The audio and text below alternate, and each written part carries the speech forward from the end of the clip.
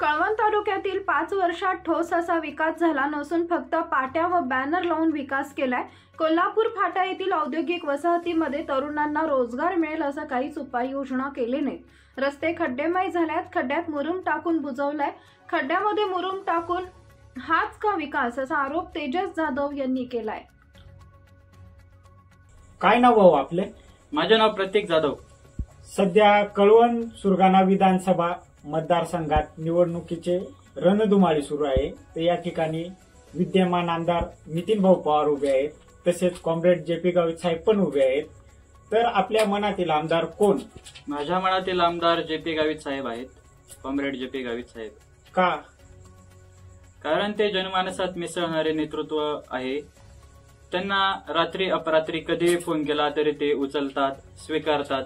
संकट काळात धावून देणारा नेता म्हणून आम्ही त्यांना बघतो। काय त्यांनी तुमच्या मतदारसंघात काय असं विशेष काम केले? त्यांनी आमच्या मतदारसंघात विशेष काम सांगायचे झाले तर सर म्हणजे आमच्या गिरणा काठावरती नोटिफिकेशन लावलेले होते। ते नोटिफिकेशन उठवण्याचे काम त्यांनी केले। जर समजा नोटिफिकेशन उठवले नसते तर गिरणा सर्व शेतकरी ठार झाले असते।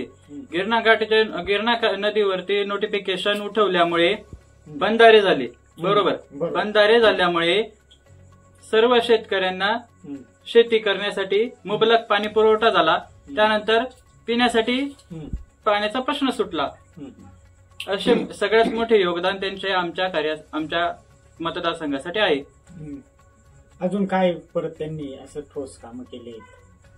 ठोस काम सांगायचे झाले तर आता आमदार नसताना पण त्यांनी काय काम केले? हा सर, आमदार नसताना पण त्यांनी जे काम केले तर ते सर्व जनतेला माहिती आहे। त्यांनी मोर्चा काढला, तो मोर्चा लॉंग मार्च, सगळ्यात मोठा लॉंग मार्च, कधीच न झालेला लॉंग मार्च आणि याच्या पुढे कधी होऊ शकत नाही। एवढा मोठा लॉंग मार्च काढल्यानंतर त्या लॉंग मार्चची दखल शासन दरबारी घेतली गेली आणि त्या लॉंग मार्च मध्ये शेतकऱ्यांचे प्रश्न होते, त्यानंतर गोरगरीब जनतेचे प्रश्न होते, त्यानंतर हे सर्व प्रश्न त्यांनी मार्गी लावले आणि शासनाने त्यानंतर त्यांनी ओतूर व जामशेद धरणाचा प्रश्न मार्गी लावला। अजून काय समस्या आहेत? अजून तालुक्यामध्ये समस्या बघायच्या झाल्या तर बेरोजगारीची समस्या हा पहिला मुद्दा बघितला जाईल। बेरोजगारीमध्ये अशी अपेक्षा आहे आम्हाला की गावित साहेब हे तरुणांना रोजगार उपलब्ध करून देतील। विद्यमान आमदार नितीन भाऊ पवार सुद्धा यांनी 2200 कोटी निधी तालुक्यासाठी मतदारसंघासाठी आणला आहे, याच्याबद्दल तुम्ही काय सांगाल? 2200 कोटी हा निधी आणलेला आहे, पण जर आपण बघितलं तर काही ठिकाणी बघितलं तर रस्ते तसेच दिसतात। आता प्रत्यक्ष जाऊन बघितल्यानंतर जनतेला सुद्धा दिसतं ते रस्ता तसाच दिसतो, त्याचे रस्ते काही बनवले म्हणजे रस्ते नादुरुस्त अवस्थेत आहेत ते रस्ते, पण ते 2200 कोटी गेले कुठे? मग त्यानंतर आता जर समजा आपल्याकडे आता नितीन पवार विद्यमान आमदार नितीन पवार साहेबांनी सांगितलं होतं की MIDC आपल्याला विकसित करायची। आपल्याकडे कोल्हापूर फाट्यावरती MIDC उपलब्ध आहे, ती तुम्ही डेव्हलपमेंट कधी करणार आहे? मग ते 5 वर्ष त्यांनी केली नाही ती डेव्हलपमेंट, असं मला वाटतं।